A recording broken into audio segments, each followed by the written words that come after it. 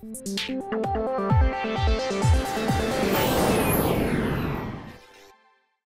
A380 from Airbus Group, an enigma to some, but a workhorse to its customers. British Airways are reporting 98% load factors on the plane. Emirates are reporting plus 90% load factors on the plane. So why is it that Americans haven't ordered it yet? And why is it that others haven't ordered it? Configurations for some airlines have been a problem, but that's nothing to do with the actual aircraft itself, which is performing very well. We caught up with Mark Lapidus, CEO of Amedeo, to find out how he is doing in trying to lease the first A380. Well, 13 months since the MOU. Of course, the purchase agreement with Airbus we only finalized in February of this year with the Singapore show. Since that time, we had three things we've been doing. One of them, finalizing our funding, and we've got a new shareholder, Pinebrook, to fund the order. The second thing we've been doing is trying to address the market misperceptions about the aircraft, so setting the record straight. Discussions about, for example, efficiency of the four engines on A380 versus the big twins. And the third thing we've been doing more and more of since then is actually chasing airline customers where we want to place the aircraft. Since the aircraft is good for everybody, the future in aviation is all about market segmentation and small steps. And airlines tend to be conservative. That's perfectly fine with our approach in terms of how we position A380 with them.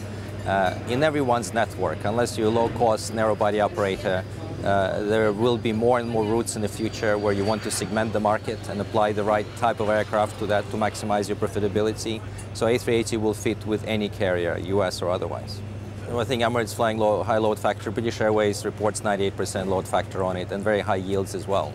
I think that's correct. I think airlines perhaps have not been anticipating the fact that if you put bigger gauge aircraft like an A380 on the right route at the right time, at peak time departure, you will get higher yield. And it's not just filling up the plane with passengers. Airlines are very good at doing that. It's actually filling up the plane with high-yielding passengers. And currently, airlines are spilling a lot of those on large, thick routes where A380 could work.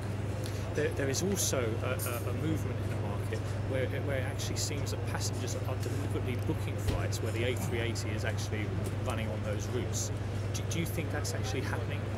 It's happening because I do it myself, but it's not how we sell the aircraft to airlines and suggest to them that this is why it makes sense.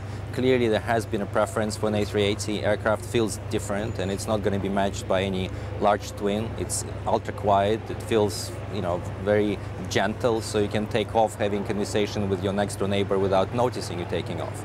And I think that attracts people and will attract passengers to the aircraft, but it's not necessarily a business model that we push forward why aircraft makes sense.